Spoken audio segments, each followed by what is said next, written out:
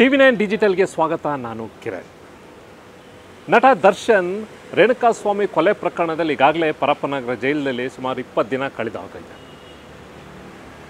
ಈ ಕಡೆ ಬೆಂಗಳೂರು ಪೊಲೀಸರು ರೇಣುಕಾಸ್ವಾಮಿ ಕೊಲೆ ಪ್ರಕರಣನ ಭಾಳ ಸೀರಿಯಸ್ ಆಗಿ ತಗೊಂಡು ಚಾರ್ಜ್ ಶೀಟ್ ಸಲ್ಲಿಸೋಕ್ಕೆ ಎಲ್ಲ ರೀತಿಯ ತಯಾರಿಯನ್ನು ಮಾಡ್ಕೋತಾ ಇದ್ದಾರೆ.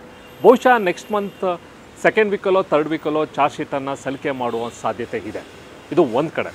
ಇನ್ನು ಚಾರ್ಜ್ ಶೀಟ್ ಸಲ್ಲಿಕೆ ಮಾಡೋಕ್ಕೆ ಸಾಕ್ಷ್ಯಾಧಾರನ ಕಲೆ ಹಾಕೋದ್ರಲ್ಲೂ ಕೂಡ ಪೊಲೀಸರು ಭಾಳಷ್ಟು ಚುರುಕಾಗಿ ತಮ್ಮ ಕಾರ್ಯಾಚರಣೆಯನ್ನು ಮಾಡ್ತಾಯಿದ್ದಾರೆ. ಮುಖ್ಯವಾಗಿ CCTV ವಿಜುವಲ್ಸನ್ನು ಈಗಾಗಲೇ DVR ಈಗಾಗಲೇ ಕಲೆಕ್ಟ್ ಮಾಡಿರುವಂಥ ಪೊಲೀಸರು ಸುಮಾರು 33 ಬೇರೆ ಬೇರೆ ಕಡೆ, ಅಂದರೆ ಒಂದು ಶೆಡ್ಡಿಂದ ಇರ್ಬೋದು, ಜೊತೆಗೆ ಏನು ಬಾಡಿಯನ್ನು ಡಿಸ್ಪೋಸ್ ಮಾಡಿದಾರಲ್ಲ ಆ ಜಾಗ ಇರ್ಬೋದು, ಏನು ದರ್ಶನ್ ಮನೆ ಹತ್ರ ಇರ್ಬೋದು, ಜೊತೆಗೆ ಆತ ಪಬ್ಗೆ ಹೋಗಿರ್ತಾನೆ ದರ್ಶನ್ ಪಾರ್ಟಿ ಮಾಡೋಕ್ಕೆ, ಅಲ್ಲಿದ್ದ ಫುಟೇಜ್ ಇರ್ಬೋದು. ಸುಮಾರು 33 ಫುಟೇಜನ್ನು ಈಗಾಗಲೇ ಪೊಲೀಸರು ಕಲೆಕ್ಟ್ ಮಾಡ್ಕೊಂಡಿದ್ದಾರೆ. ಅದರ ಒರಿಜಿನಲ್ DVR ಕೂಡ ಕಲೆಕ್ಟ್ ಮಾಡಿಕೊಂಡು ಅದಕ್ಕೆ ಒರಿಜಿನಾಲಿಟಿ ಸಂಬಂಧಪಟ್ಟಂತೆ ಹೆಚ್ಚಿನ ಒಂದು ರಿಪೋರ್ಟ್ಗಾಗಿ ಫೋರೆನ್ಸಿಕ್ ಲ್ಯಾಬ್ಗೆ ಈಗಾಗಲೇ ಕಳಿಸ್ಕೊಟ್ಟಿದ್ದಾರೆ.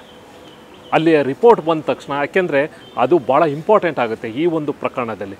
ಎಷ್ಟೊತ್ತಿಗೆ ಆತ ಮನೆಯಲ್ಲಿದ್ದ, ಎಷ್ಟೊತ್ತಿಗೆ ಆತ ಶೆಡ್ಗೆ ಹೋಗಿದ್ದ, ಅದೆಲ್ಲವೂ ಕೂಡ ದಾರಿ ಮಧ್ಯದಲ್ಲಿ ಸಿಗುವಂಥ ಫುಟೇಜ್ಗಳು. ಆಮೇಲೆ ಜೊತೆಗೆ ಬಾಡಿಯನ್ನು ಎಷ್ಟೊತ್ತಿಗೆ ಹಾಕಿದ್ರು, ಜೊತೆಗೆ ಆತ ಮೈಸೂರಿಗೆ ಎಷ್ಟೊತ್ತಿಗೆ ಹೋಗ್ತಾನೆ, ಒಂದು ಕಡೆ ಆತ ಪಬ್ಬಿಗೆ ಎಷ್ಟೊತ್ತಿಗೆ ಹೋಗ್ತಾನೆ, ಅಲ್ಲಿ ಎಷ್ಟೊತ್ತಿರ್ತಾನೆ, ಅಲ್ಲಿಯ ಮೂವ್ಮೆಂಟ್ ಏನು, ಆತನ ವೆಹಿಕಲ್ ಅದು ಎಲ್ಲವೂ ಕೂಡ ಆತ ಒಂದು ಕಡೆ ಫುಟೇಜು ಕಂಪ್ಲೀಟಾಗಿ ಡೀಟೇಲ್ಸನ್ನು ಕೊಡುತ್ತೆ. ಮತ್ತೊಂದು ಕಡೆ ಆತ ಮೊಬೈಲ್ನ ಎಲ್ಲೆಲ್ಲಿ ಹೋಗಿದ್ದ ಅನ್ನೋದನ್ನು ಕೂಡ ಟವರ್ ಲೊಕೇಶನ್ ಕೂಡ ಮ್ಯಾಚ್ ಆಗುತ್ತೆ. ಇವೆರಡೂ ಕೂಡ ಮ್ಯಾಚ್ ಮಾಡಬೇಕು. ಹಾಗಾಗಿ ಫುಟೇಜನ್ನು ಕೂಡ ಈಗಾಗಲೇ ಫೋರೆನ್ಸಿಕ್ ಲ್ಯಾಬಿಗೆ ಕೊಟ್ಟಿದ್ದಾರೆ. ಜೊತೆಗೆ ಮೊಬೈಲನ್ನು ರಿಟ್ರೀವ್ ಮಾಡಿ ಅಲ್ಲಿಯ ಕಾಲ್ ಡೀಟೇಲ್ಸನ್ನು ಕೂಡ ಈಗಾಗಲೇ ಸರ್ವಿಸ್ ಪ್ರೊವೈಡರಿಂದ ತೊಗೊಂಡಿದ್ದಾರೆ. ಅವೆರಡೂ ಕೂಡ ಬ್ಯಾಲೆನ್ಸ್ ಮಾಡಿಕೊಂಡು ಆ ಒಂದು ಚಾರ್ಜ್ ಶೀಟಲ್ಲಿ ಭಾಳ ಪ್ರಮುಖವಾಗಿ ಸಾಕ್ಷ್ಯ ಈ ಒಂದು ಪ್ರಕರಣದಲ್ಲಿ ಆಗುತ್ತೆ.